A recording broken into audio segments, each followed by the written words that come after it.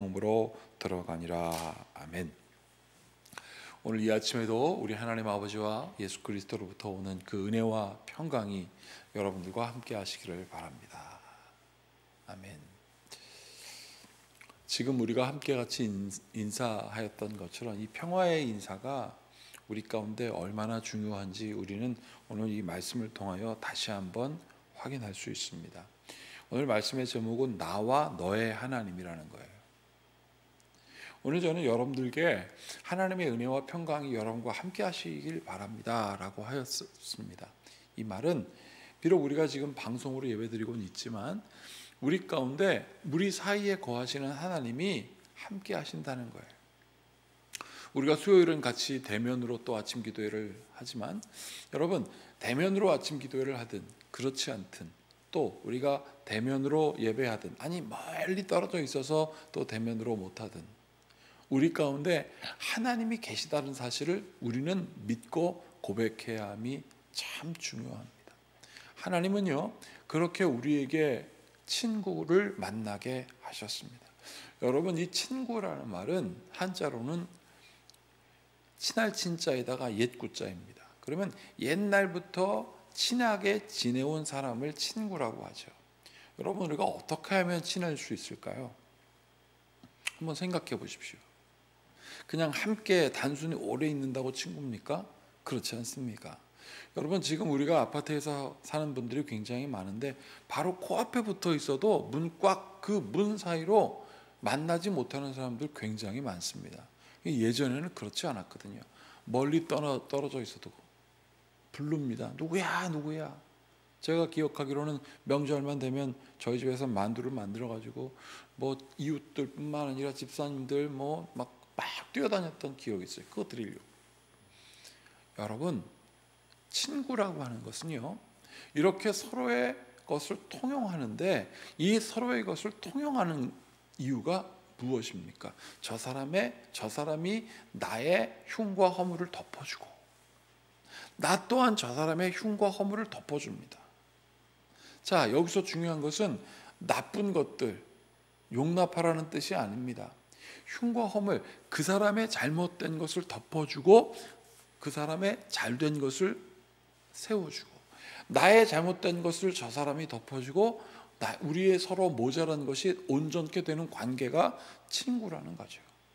여러분, 이렇게 친구가 친할 친자의 옛구자도 있지만 친구라는 말을 또 찾아보면 입이 친하다라는 것도 있어요. 친할 친자의 입구자. 그러면 이건 뭡니까? 금세 만나서 금세 친해지는 사이도 있다라는 거예요. 이것을 운명적인 관계라고 하죠. 오늘 다윗과 요나단에게는 운명적인 관계가 있었습니다.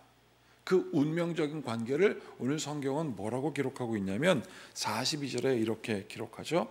요나단이 다윗에게 말합니다. 평안히 가라. 평안히 가라.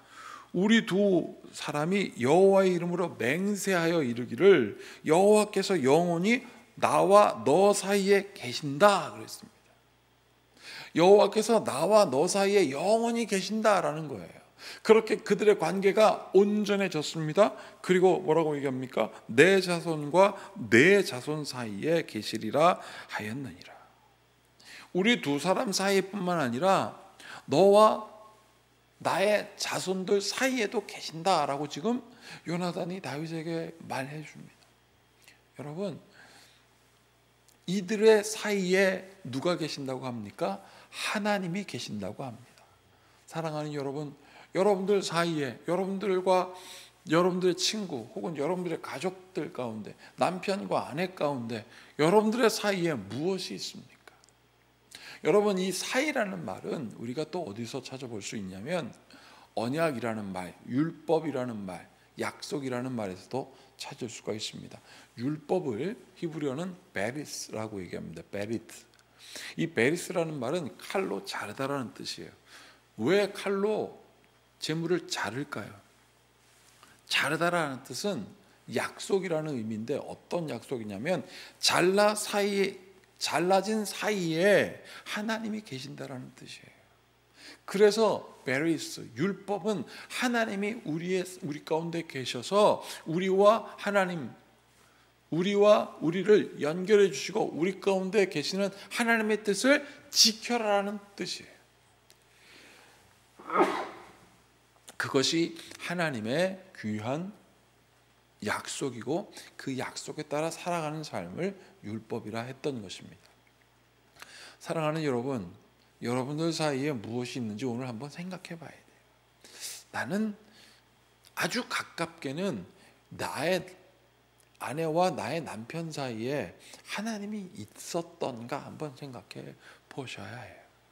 나의 친구들 가운데 혹은 나의 이웃들 가운데 그리고 우리 성도들 가운데 여러분, 교회가 무엇입니까? 하나님께서 부르신 사람들이 모인 것이 교회인데 우리 가운데 하나님이 계시지 않으면 그건 교회가 아니라는 뜻입니다.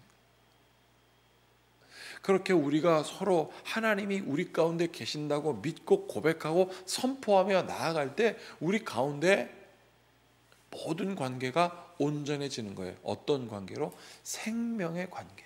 제가 이번 일주일 동안 계속 예수님께서 말씀하신 가장 위대한 사랑이 무엇인가 몇 번 거듭해서 말씀을 나누었습니다.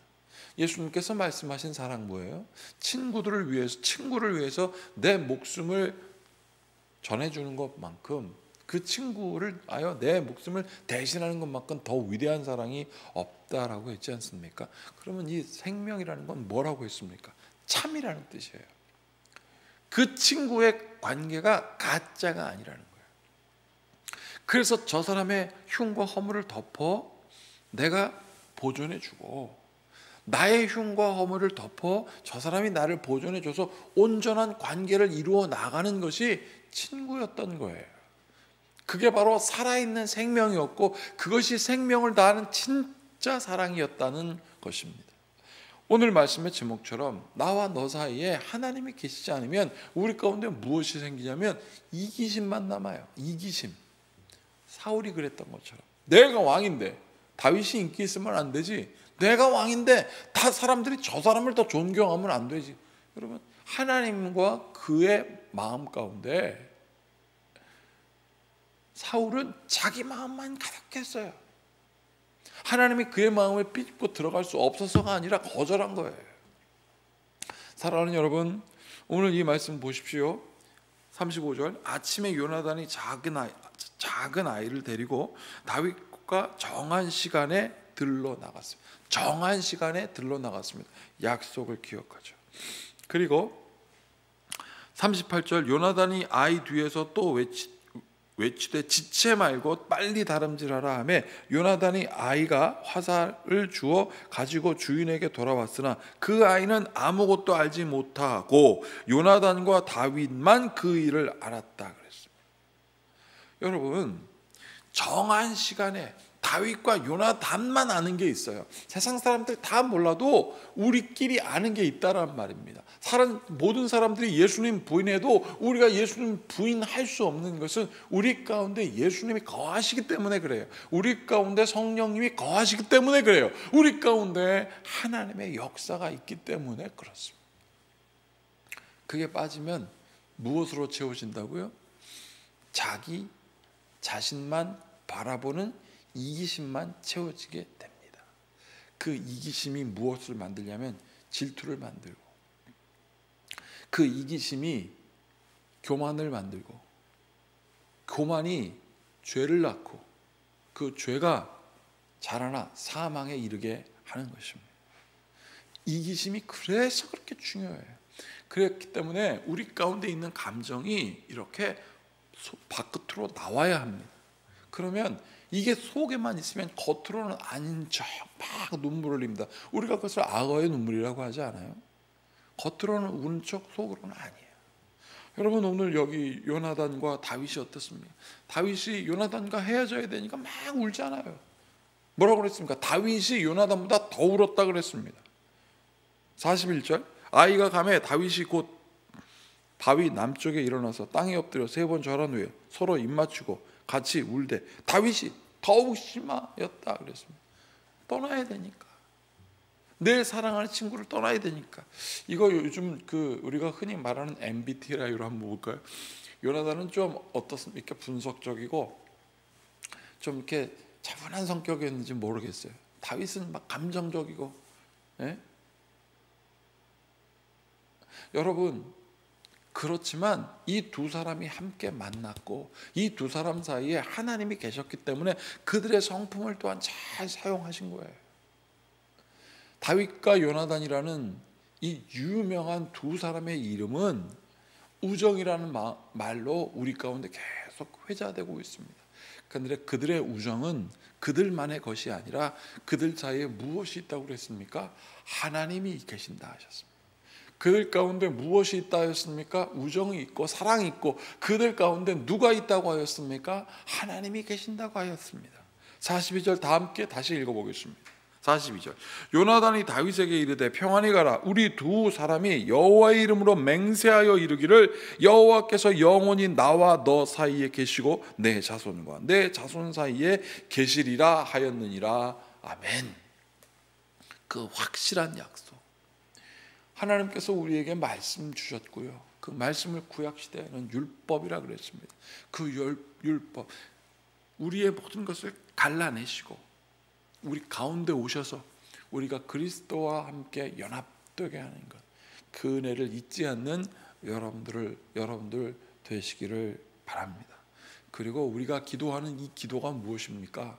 예수님의 이름으로 기도하는 거거든요. 예수님의 이름으로 누군가를 위하여 기도하는 것, 그것이 바로 너와 나 사이에 거하시는 하나님의 은총인 거예요. 그래서 예수님께서 말씀하신 거 아니겠습니까? 내 이름으로 기도해라, 능치 못함이 없을 것이다. 하나님과 우리 사이에 주님께서 계셔서 중보 역할을 하시니 능치 못함이 없는 거 아니겠어요? 이런 마음으로 나라와 민족을 위하여 기도하고 이러한 마음으로 하나님의 크신 은총을 바라는 거예요.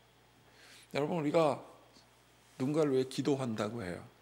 이게 아유 기도할게 라고 거절하는 것이 아니라 진심으로 기도하는데, 저 사람도 언젠가 그러는 거예요. 나도 기도해요 라고 하면 그 기도가 확 상승이 돼요. 막 믿음이 막 온전해지고 나도 기도하고 너도 기도하는 거 하니까 그 가운데 누가 계세요? 하나님이 계시니까. 이런 관계가 부부 가운데의 관계가 되고, 이런 관계가 우리 가족 간의 관계가 되고, 이웃 관계가 되고, 이것이 성도의 삶이 되기를 축복합니다. 우리 모두 함께 같이 기도하시겠습니다.